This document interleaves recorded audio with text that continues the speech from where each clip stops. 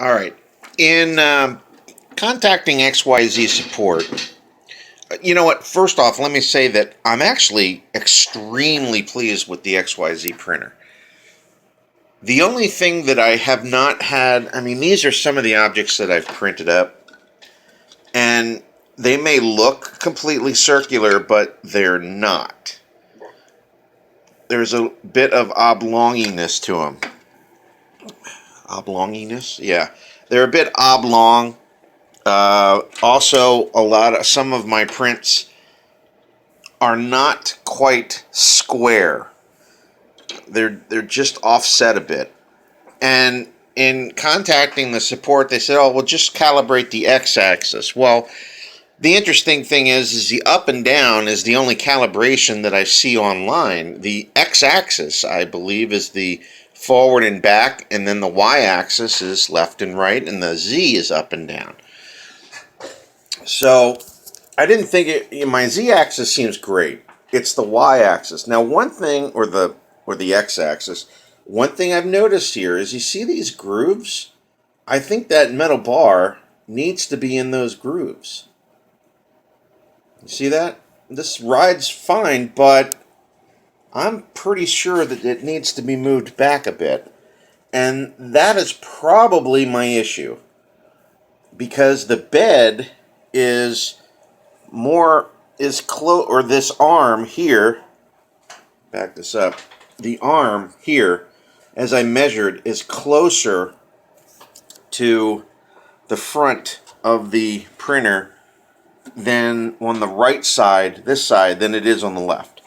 So I'm betting that is the issue. So I'm going to try to fix that, and I'll hopefully be able to post something as a follow-up video on how. I'm really not too sure yet on how to get in there.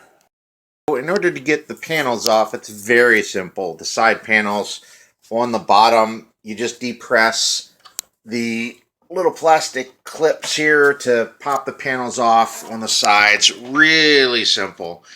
To get the top off, well, the front you can leave on. This just kind of pivots up enough to where you can access this, and you take two long screws out on either side. Lean this back real gently and there you go. You can get to the back where you can adjust this part. That's where I think my problem is. So see if I can adjust this probably right here, and see if I can get this arm to be brought back and riding on that rail where it probably should be. It was very simple. You loosen up this bolt right here, not really a bolt, screw, just a little bit. I didn't take it all the way out, and I just went ahead, reached up, boom, it snapped right back in. These are springs that keep it nice and tensioned up against that. So I will tighten this down, and we'll go through some test prints and see what we got. Make sure my z-axis didn't get messed up here in any of this as well. Doing a quick pause here so that you can see the vertical bar there with the groove down the center and the two pre-drilled holes.